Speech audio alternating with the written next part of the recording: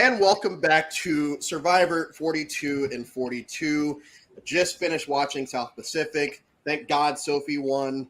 I don't think that I would have been able to live with myself if Coach had won, and there was no way Albert was going to win. We are joined by a panel tonight instead of one or two guests. We have Carrie, McKenna, Tiki, and Ryan. I went in order they are on my screen, but Carrie, McKenna, Tiki, Ryan. And I'll start with the ones to my right. Initial thoughts on the season when you first watched it as compared to your most recent time. Were you excited for the returnees that they had? And were you just hoping that it was better than Redemption Island? Okay, so absolutely hated it the first time watching it. And then during one Brant steal I had with some friends, I was like, I'm going to pick Edna.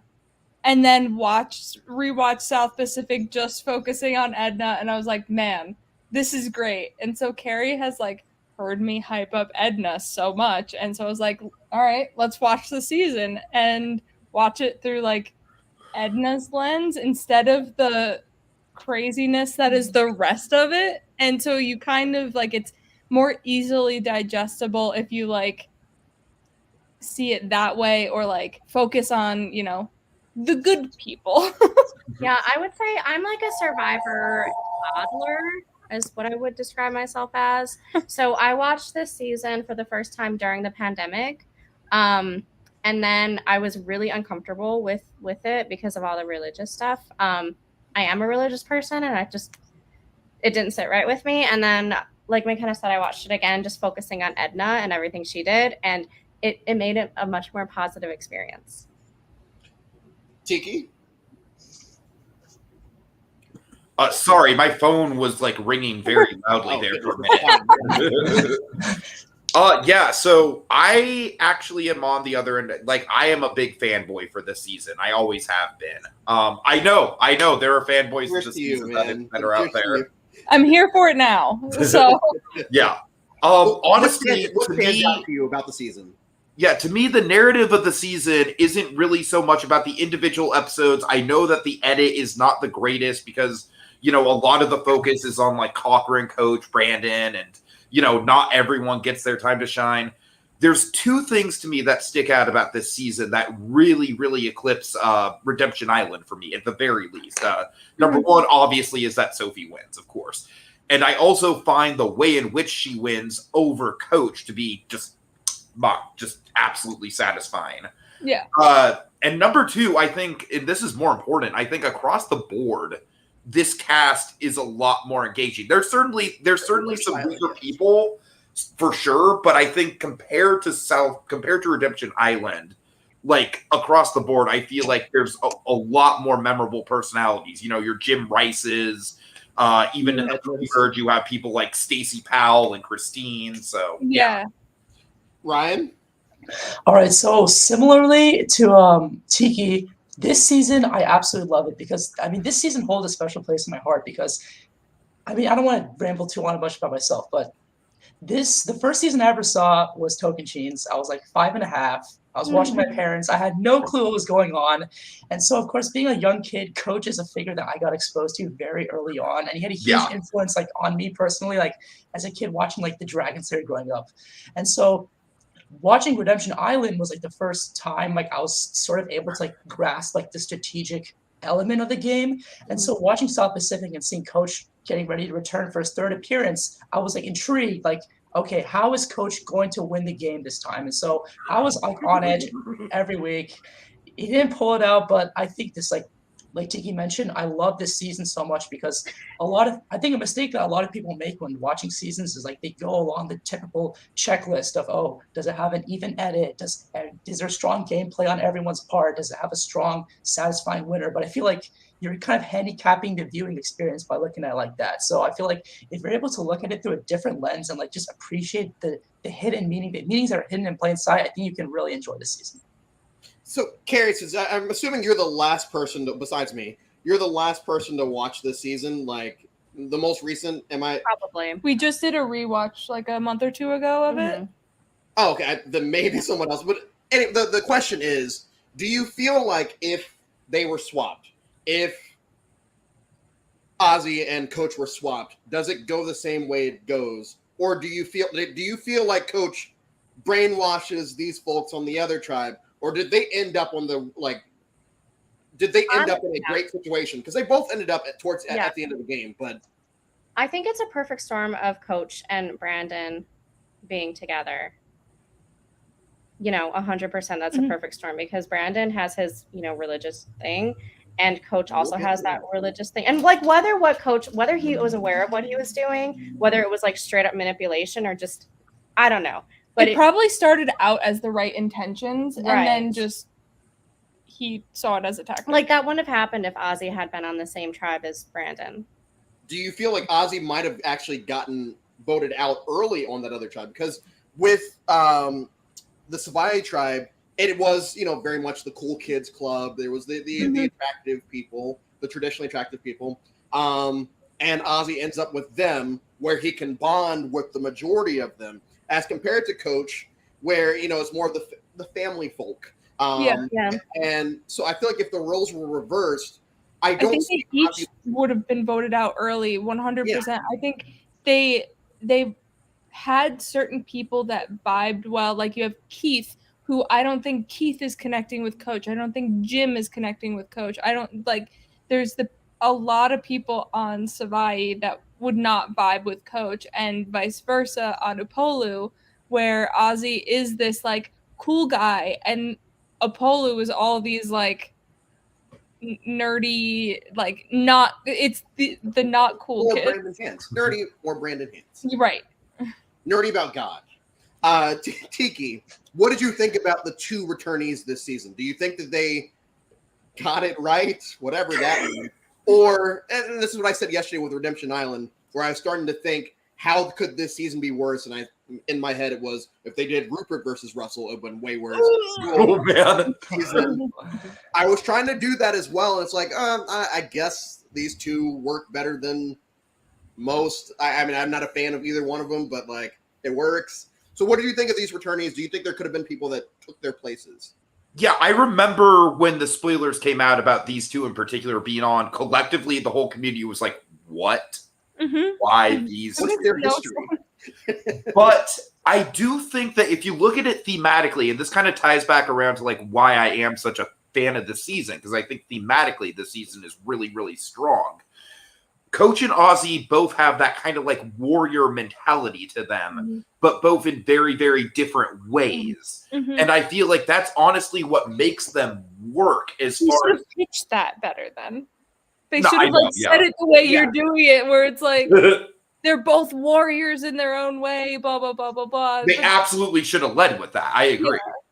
And I do think there is a certain level of intrigue with both of them as far as the whole like third time's the charm kind of thing, where Coach in particular has an epic storyline where he kind of dominated the Tibira side of Token Teens, and then he is basically a joke in Heroes versus Villains, just like my favorite version of Coach character. Villains, because wasn't outstanding. And then even Ozzy, I think he's of course he has like the big fan favorite edit in Cook Islands, and then Micronesia, he has the big downfall. And I think here it's a little bit of both. He has a bit of cockiness. He has some big fan favorite moments. We will get to that hopefully by the time y'all are still here. Yeah. I do want to touch on that. Ryan, I know you said that when you're going in, you were this Coach guy, and because you had started with Token Teens, you would have missed Micronesia and Cook Islands. So did you know much about Ozzy going into it, or was it like, who the hell is this guy? I honestly had no idea who Ozzy was going into it.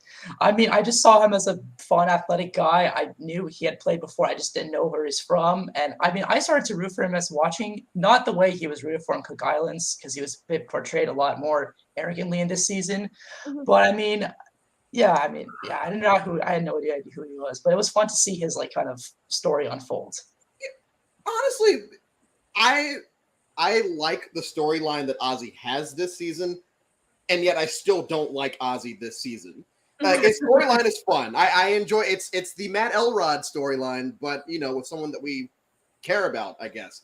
But I still just at the end of the day, him saying that Sophie's a spoiled brat, it's like, pot and kettle, fam. Pot and kettle. Yeah, totally. Yeah, when we were talking with Cook Islands about like, you'll never meet a bigger like Aussie hater. She calls me after the podcast being like, hello? Like, hi. I am So, said I hater. know people who say that Ozzy is such a good player, and I'm like, literally, all he does is be athletic, and that's it. catch Yeah, some and fish. I wanted to ask y'all this as the resident Aussie haters. For me, this is my least favorite version of Ozzy. Actually, no, that's a lie. Micronesia is my least favorite version of Ozzy. This is probably second least, then Cook Islands, then Game Changers, because he doesn't outstay as well in Game Changers.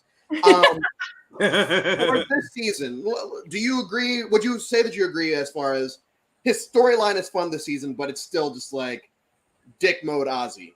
It's better because for the majority of the time he's alone. So like Mm. alone, he's fine doing confessionals. I don't mind it because he's just like, I'm gonna butter them up, catch them fish, and then just send them on their way packing. Fine.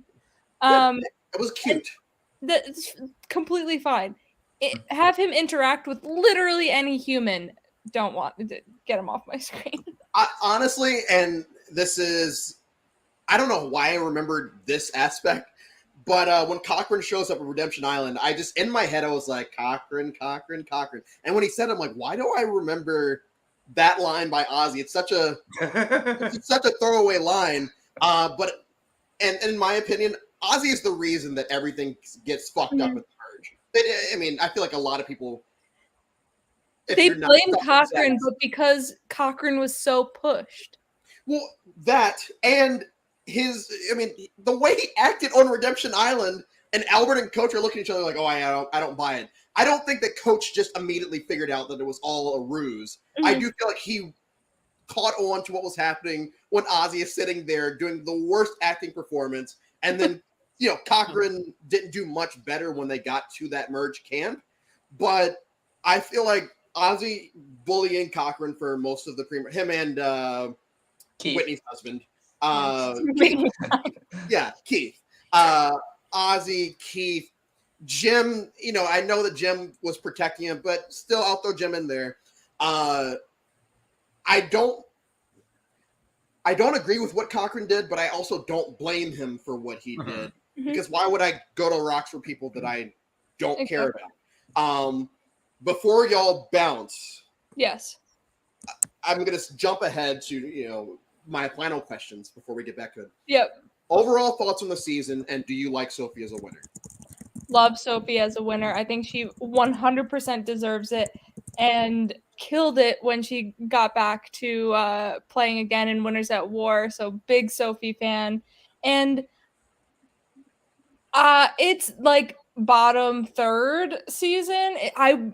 I would never say it's the worst because Andrew, I'm sorry, I'm not watching your Nicaragua podcast. Just not, because I hate that season. It is my bottom tier. Thailand exists, y'all. I know, and I was able to watch Thailand. I probably wouldn't watch it again. It's just so frustrating watching like all the religious stuff, and it makes me feel like icky.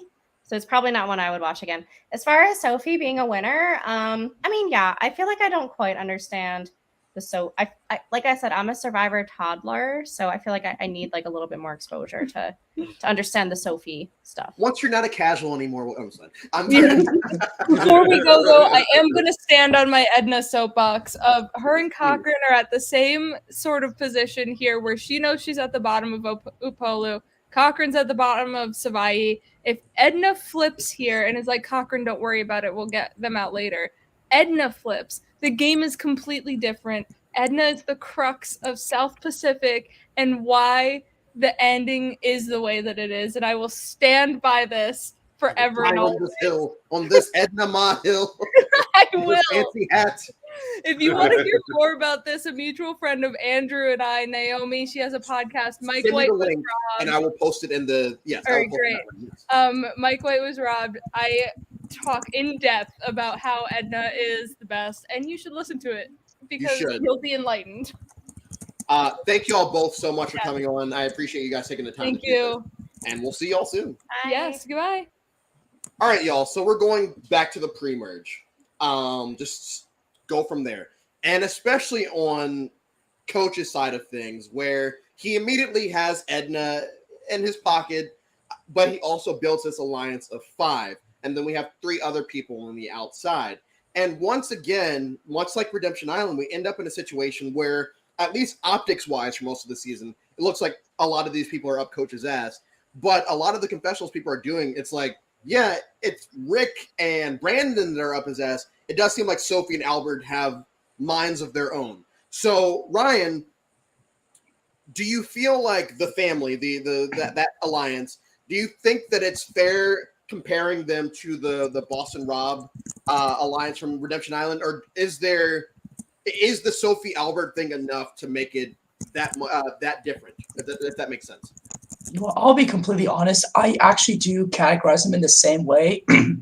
Even though Sophie and Albert do seem to have their own thoughts of thinking, we do see them clashing over, who's going to make the right decision. At the end of the day, it does seem like Coach always gets his way. And we have heard about, plans that Sophie and Albert wanted to execute that were vetoed essentially by Coach. So I feel like although they did make the same decisions, I feel like Boston Rob and Coach are both like the strict leaders of their groups, and all the decisions they wanted to happen all happened. I feel like the reason why we see Sophie winning at the end versus someone on Redemption Island is because just the way she knew that, Coach is. Sorry, I'm like losing track of thought.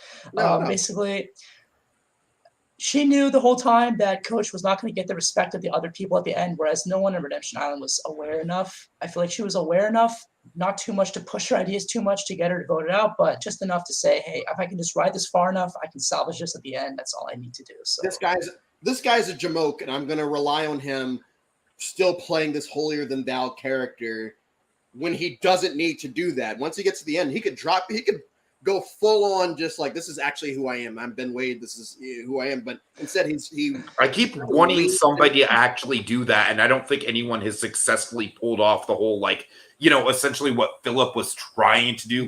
Actually, I've been playing this whole time, and this is like, all right, Philip. I feel like,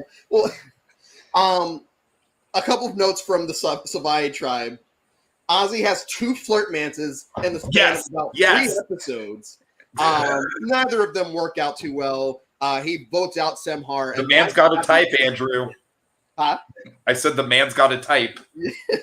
And at least I forgot she existed until I rewatched this season. I was trying to figure out who I could see if I could name everyone on the tribe, and I just forgot Elise and her entire story arc, I guess, if you want to call it that.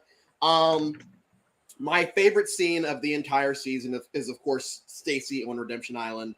Her monologue. I feel like the fact that Coach reacted the way he did when Albert and Michaela told him what happened, where it's like, oh man, I'll freak out if any of you guys call me Ben, and I've been called Coach since I was 18. It's like, all right, dude, once again, where it's like, I understand. My parents call me Coach. Yeah, I understand that Coach has fans.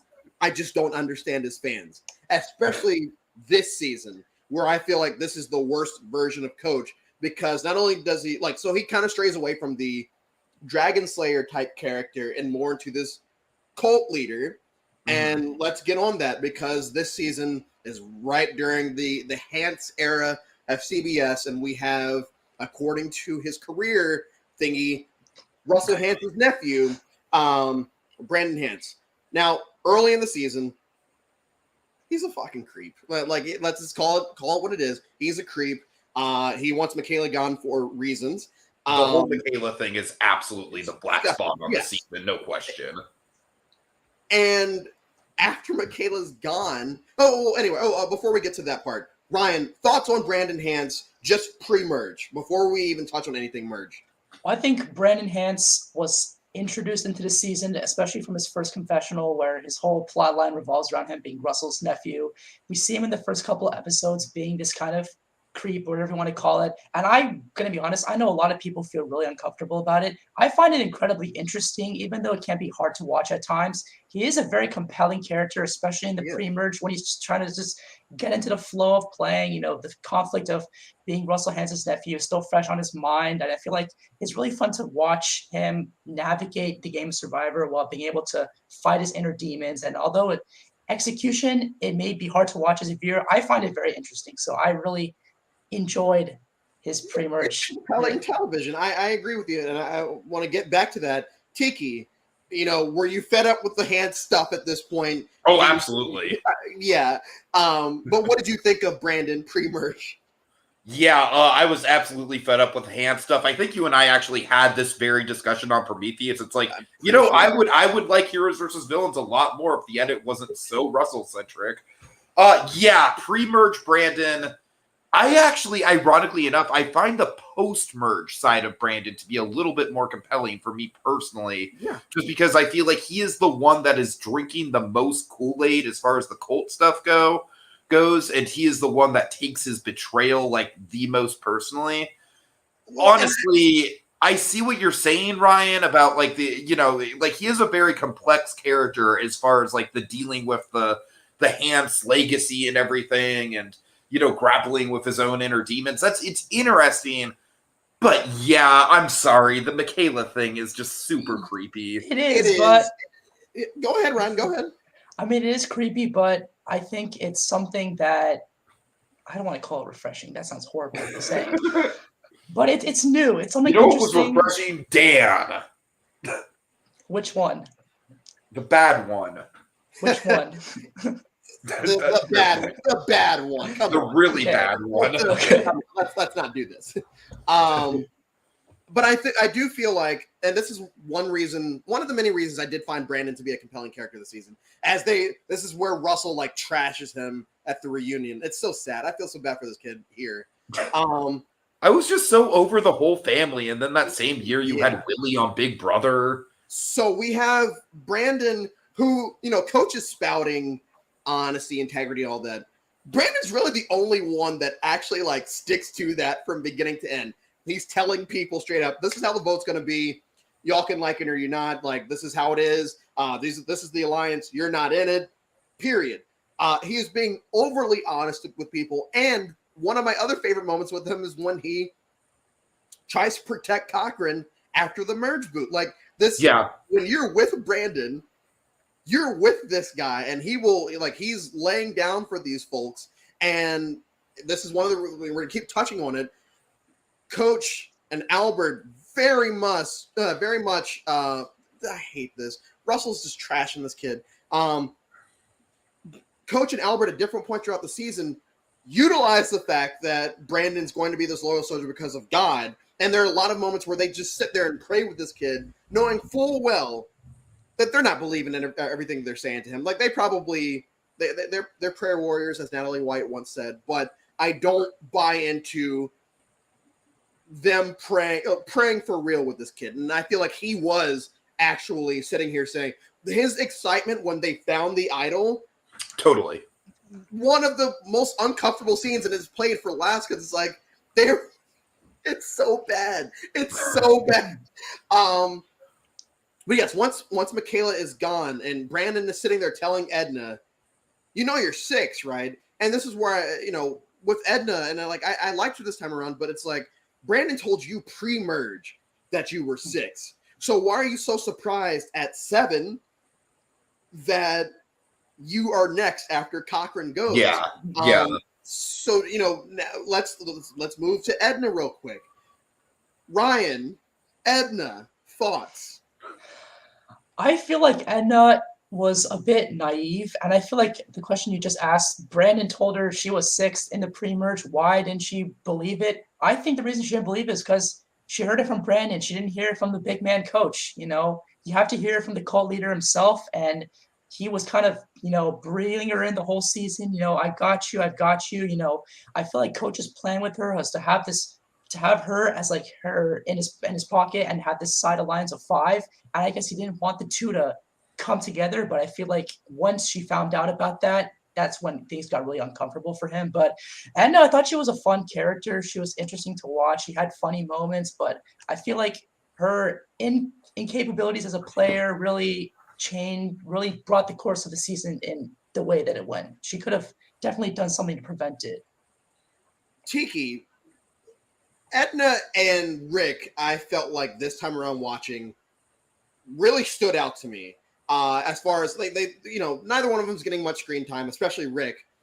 But when they do get screen time, Rick, specifically when he's doing vote out confessionals and a rare confessional that he gets, they're both very funny, and I don't think they're trying to be. So what are your opinions on Edna and Rick, and why don't you think it doesn't seem like these two, or especially Rick, it doesn't seem like Rick was a boring character. So why do you feel like these two were the two that were buried, at least according to the edit, along with Sophie? But we already know why she was buried. Sure. Yeah, I have a lot more to say about Rick, so just really quick on Edna. The one thing about Edna that always sticks out to me is that moment in the premiere where, like literally the whole tribe at the beginning, a lot of people forget this, the whole tribe was like so against Coach that they weren't even going to help him up when he was like falling on the challenge. And Edna's the one person that lends a hand. And I've always thought that was a really interesting moment that kind of sets the tone for the whole season. Because I feel like in Edna's mind, even when she says in confessional, she's like, I can use this to kind of get this guy, like, get on this guy's good side. And I feel like she put way too much stock in that one act of goodwill to get her on Coach's good side and get her up the pecking ladder in Coach's mind. So I've always found that little dynamic to be very fascinating. How you can do favors for people in Survivor, but at the end of the day, it never really means anything if it's not in your best interest to keep you. So Rick, goddamn Rick Nelson. I love Rick Nelson. He is such a character. Like, I actually kind of know why he got such a small edit, though.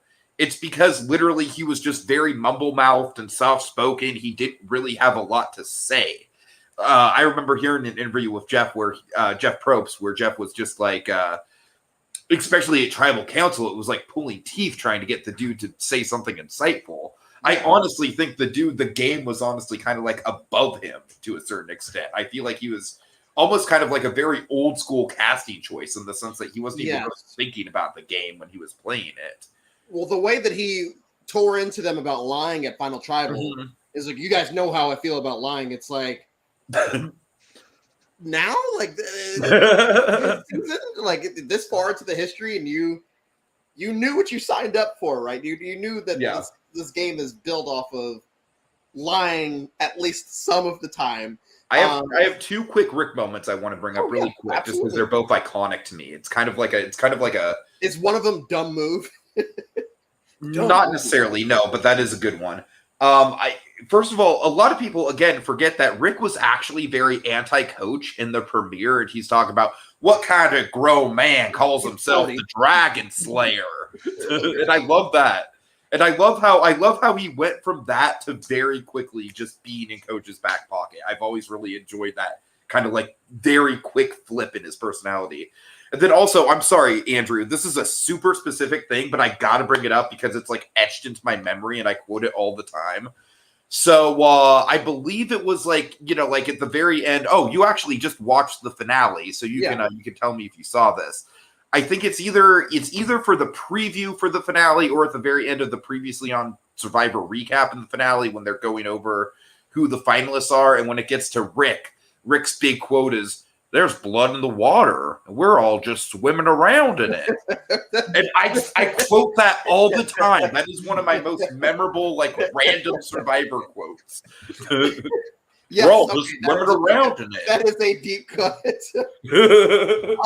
Ryan, are there any other characters that stood out to you, pre-merge or merge, that stood out to you, on a rewatch where it's like, you know what, this person's not half bad, or this person actually sucks, or anyone? Is there anyone that Semhar maybe? No, I'm kidding. Well, I mean, all the characters I had on high radar stayed on high radar. All the people that I kind of dismissed the first time that thought weren't that relevant to the story kind of stayed at that level. I will say, though, Cochran on this season is one of my favorite characters of all time. I think he has such an interesting arc over this season, and not even considering like his future season, but I think his internal conflict he faces on this season is so interesting, up there with Brandon as like such an interesting cogs rotating in his head. I think it's interesting to watch him.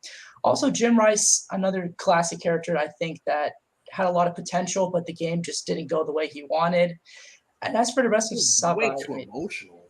Like, yeah, Jim Rice had a couple moments this season where I'm like, all right, like I remember them going off on Cochran after the flip, But after he loses the immunity that eventually sends him home, he like freaks out, and it's like, Yeah. I understand being that passionate, but you can't be that passionate right now. Yeah. In the Ponderosas, he like totally shuts out Cochran basically the entire time he's there. He does not say a word to him, which always weird, because as a fan of the game, I feel like he would have left the game in the game, and it didn't seem like he was, at least according to what we were seeing on Ponderosa.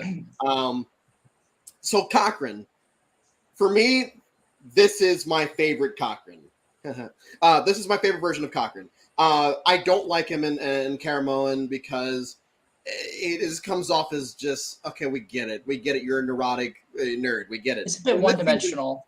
Yeah, this season he has moments where he's funny. He has moments where he's emotional, and we don't get that really in Caramoan. We just get, oh yeah, I'm this great dictator, and I'm gonna sweep my way to the end of the game. So I really like Cochran this season. Also, Dawn. I really enjoyed Dawn this season. And I don't hate her in Caramoan or anything. But now I actually understand why the fun thing with Caramoan is, how are any of these people favorites? But if you're trying to pull from 21 to 24 or 25, then I would say Dawn's on a short list at least of 20 to 25 people you would bring back. Having said that, the Second Chances ballad has, I believe, 2 people from this season. Yeah. One is Jim Rice, who I think we can all agree we enjoyed, right? Okay. No, Tiki? Oh, yeah, I was just going to say I'm a really big Jim Rice fan. He's not a great player, but he's a good character. I like him as a character. The second one is Michaela, who I thought was out of left field every other time I've watched the season 30 finale going into 31, and rewatching this season this time, it's like, all right, maybe I missed something and I'm going to see it this time. And even this time, it's like Michaela is the whore of Babylon at first, or whatever Sophie says, and then she blows the one challenge that eventually gets her sent home. So like there was nothing. I didn't understand the Michaela being on the Second Chance ballot. And I understood the Monica Padilla and other players being on the ballot, but Michaela didn't do it for me. And if you go creep on her Instagram, she's lost her fucking mind. Sorry. So we hit the merge. Cochran flips. Ryan, if you are Cochran in that situation, do you flip? You can say yes or no. You don't have to go too much into it, but do you flip? I've thought about this for a long time. Honestly, no, I don't flip. Tiki? Honestly, if I was in that same position where I was being treated the same way that Cochran was being treated on the Savaii tribe, yes, I probably would flip at that point. So watching it, like I said earlier, I understand why he did it. I wouldn't have done it, but I understood his thought process.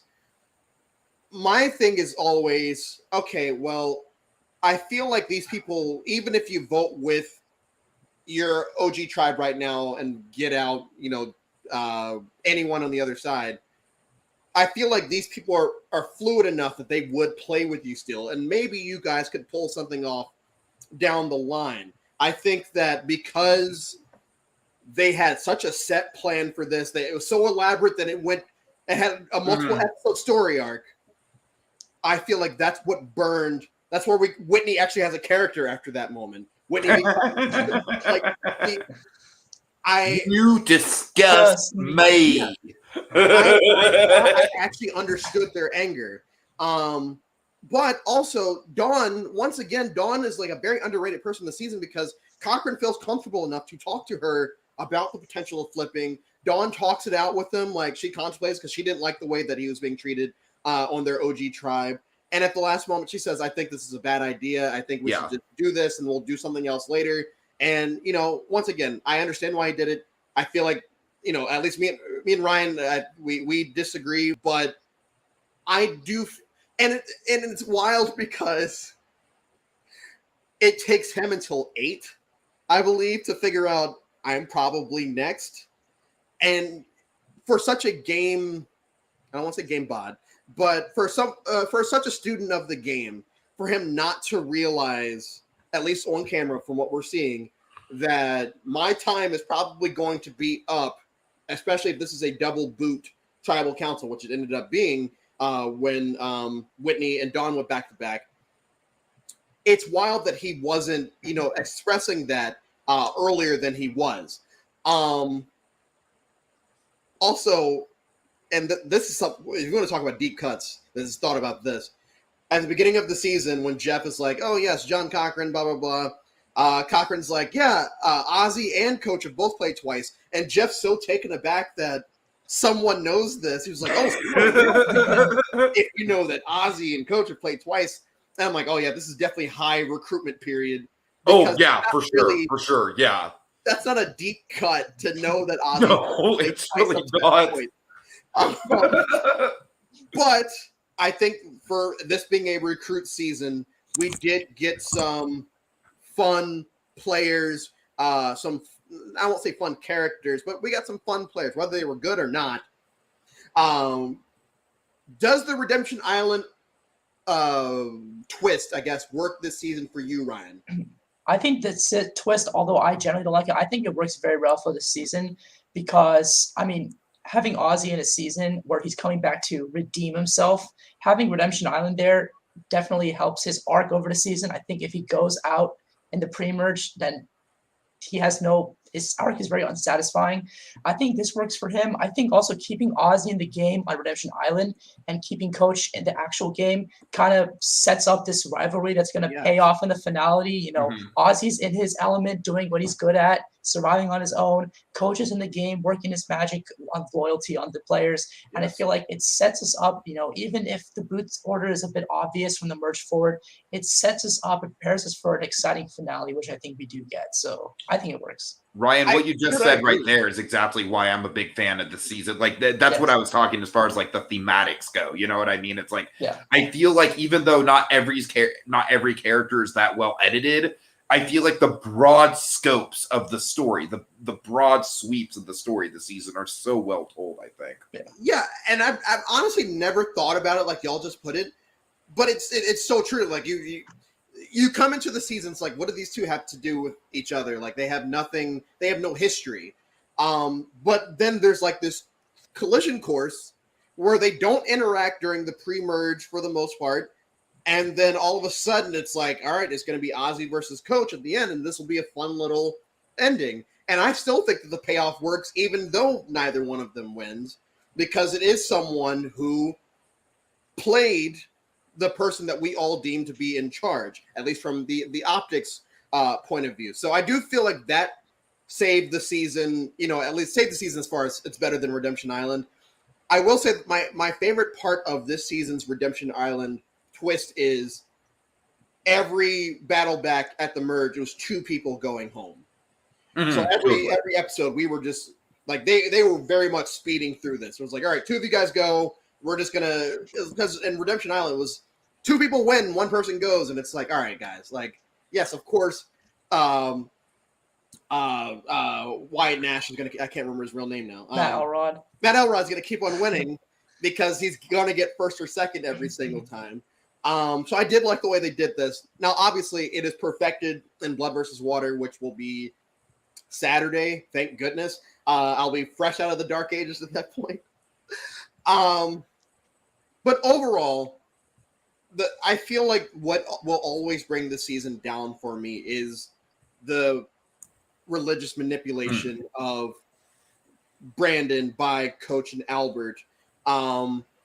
I do feel like Rick, you were talking about earlier how Rick slammed him at first, and then I do feel like one of the reasons that Rick got sucked in is because of the religious aspect of it. And he even talks about being religious at Final Tribal. So like, that actually made sense to me that he would turn a new leaf or a different leaf. I do enjoy the winner. I do enjoy some of the cast. It's just, especially that Final Five, like that Final Five episode it's so uncomfortable to watch because either Coach is playing a character where it's like he's really struggling with this decision and he has to pray to God or whatever, or he's being real, which is probably actually worth it. And, Brandon gets the necklace away. They vote out Brandon, and you just look at his face, and he's struggling through all of this. And it's like, why do I feel bad for Hans, but specifically Brandon Hans through 2022 eyes? But I really did feel bad for the kid because he was very much a kid in this. He was 19 years old, and he acted like a 19-year-old who had early life problems would act in a situation. And I know people like to say he wasn't all there by the time Caramon came around. He wasn't all there when this season came around. It's watching it back this time. It's like, yeah, he's not stable then. Him projecting a Michaela, him, having these moments where he's just having emotional breakdowns. And I think that he goes from crying to trying to kill Philip and Caramon, but yeah, the emotions are still there. I will say, yeah, I think we can all agree that his run on this season and his watching it all back and getting slammed by Russell, that definitely messed up his mindset for Caramon. Absolutely. Oh, yeah, totally. And I think we can all also agree, mentally, he should have absolutely never been cast on Caramon. Yeah. He should have never passed the psych evaluation on Caramon. Well, when he makes it to Redemption Island, he says, I'm not cut out to play this type of game. And it's like, all right, that's all you need to hear right there is, I'm not meant to play this type of game. Don't bring him back. Exactly, yeah. That would be bad. Before we went live, I mentioned that I these are just random thoughts before we start to wrap up. I felt like Albert reminded me of another runner-up from a previous season. For me, it was Kelly Wigglesworth. But then Tiki mentioned Sash, and I also that was absolutely who I was thinking of. Yeah. And I'm like, I would. So with Kelly Wigglesworth, all the way back to Borneo, there's this whole story arc of Pagong like, hey, just come with us. And Kelly's like, oh, I might. And then she doesn't. And she sits at the end, and people kind of felt slighted by her because she didn't make up her mind. Oh, I see. Yeah, that does make sense when you put it like that, for sure. Yeah. Sash is another one, though. I do feel like Sash and Albert probably are a lot closer than the Wigglesworth. I feel like maybe gameplay-wise, Wigglesworth is maybe closer, but I feel like personality-wise, I feel like Sash and Albert are very similar personality-wise. I lost my train of thought. Ryan, I'm going to go with you first. There's this misconception of undeserving winners. I did a whole thing last summer where I did a whole thing about how there's no such thing as an undeserving winner. You win or you don't. Sophie Clark is usually put in that list of undeserving winners, which I think is bullshit, especially with how she played on Winners at War. So my question to you, Ryan, and then we're going to get to Tiki with my other question. Do you feel like Sophie did play like Winners at War in this season and it just wasn't shown? Or do you feel like she played similarly and, just took her game to the next level at Winners at War, which is why she got more screen time? Does that question make sense? Yeah. Okay. I think, honestly, I do think her Winners at War game was the better game. Now, we do see her making strategic decisions. She does call herself the strategist at Final Tribal, although I don't personally agree that she was like the head master of the Apollo family. We do see her making decisions, clashing with Albert over what to do, what not to do. However, I feel like at Winners at War, she just completely improved her social game, where I feel like in this season, her social game isn't particularly great. We don't really see her talking to anyone on the other tribe. Like even Whitney says, she's like incredibly condescending, which is the complete opposite of the Sophie and Winners at War. So I feel like, I'll be honest, I'm not. Well, yeah. I mean, I'll be honest, I'm not like super, super high on her as a winner because I'm typically not the biggest fan of winners that win due to another player's poor Final Tribal. I mean, I don't think she's a bad winner. I think she's a good winner, but I don't know. That's just how I feel. I like players who win the game because of the game they play, not because of the mistakes of other people, if that makes sense. But I mean, Final Tribal is the most important aspect of the game, in my opinion. True. Tiki, the characters that we have gotten back from this season, as it compares to the characters that we've gotten back from Redemption Island, do you feel like there were some questionable calls on the people we've gotten back from, like, which returnee group from those 2 seasons do you feel ultimately deserved it in the end based off how they performed in future seasons? So I think with this one, it would be Cochran, Dawn, and Brandon, and that's it. As compared to Philip, Andrea, Boston Rob, we won't count for now because, Philip, Andrea, and Francesca, yeah. God. I feel like I answered my question by the same. I mean, I honestly think the Redemption Island returnees are a little more solid just because, like, you have Brandon Hance in the mix in South Pacific, and that right there, like I said, he really should have never been cast for Caramoan. And Cochran, I don't hold the Caramoan thing against Cochran per se. Frankly, I just think he was I just don't like the way that game was just set up for him. Like, he had so many friends on that tribe. It was such a cakewalk for him. For most of the game. Like, what? It was a cast full of cartoon characters. Yeah. And all he was not be a cartoon character. It was probably going to win. And then I'm sorry, I'm blanking on the third person who returned from the season. From this season, it's Andrea. No. Andrea. No. I'm sorry. No, it's not Andrea. This season, it's Cochran, Dawn, and Dawn. That's who I'm thinking of.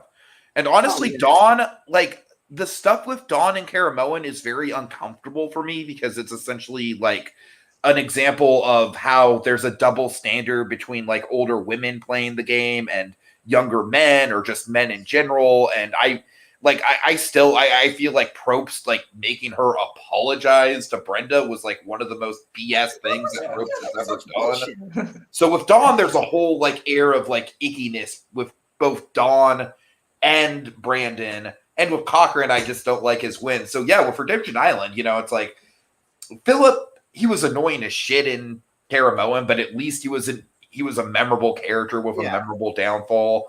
Andrea is obviously easily, like, the star, I think, of these 6. Like, she's not a great character, but she's a decent player. She's the greatest average player that's ever existed. No, I agree with that, but at the same point, I feel like her presence is... I feel like I enjoy her presence within the overall, like, alumni as far as, like, like, I don't know. She's got something going. And then Francesca, yeah, I'm being way too long-winded here. I answered your question already. All right. So, in conclusion, I gave Redemption Island a 1.75 out of 5. My lowest is still Thailand with a 1.5. I do feel like this season is better than both of those. Do I think it's better than All Stars? No.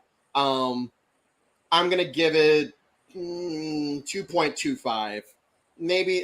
No, because I gave Nicaragua 2.5. So 2.75. There you go. South Pacific is 2.75, which is a lot higher than I thought I was going to end up giving it. Up next, I've got Survivor One World. Boo. Oh, boy. Once again, just... not looking forward to it. I am looking. I think you're going to appreciate this season a lot more once you watch One World. I feel like I will. Yeah. I'm excited-ish, but I'm still not excited for the whole Colton of it. But we have Survivor One World coming up, and we're finishing the week with Philippines and Caramoan. Fuck. But ordering Cagayan Saturday and Sunday. So, like, way to go. Thank you both. Thank you to McKenna and Carrie for coming on. We will be having Ryan back for Ghost Caramoan. Oh, Caramoan. Yes, Caramoan first. Yes, duh. We just talked about it. And then we're having Tiki back for... Oh, I should always have this ready, but I never do. Tiki, when are you coming back? Are we already... I was going to say, I don't think I'm actually scheduled, per se. I'd be happy to come back. We can work it out. But we'll talk about it then. Thank you, everyone, for tuning in, and we will see y'all after... Wait a minute. Where did my thing go? Hold on. After One World.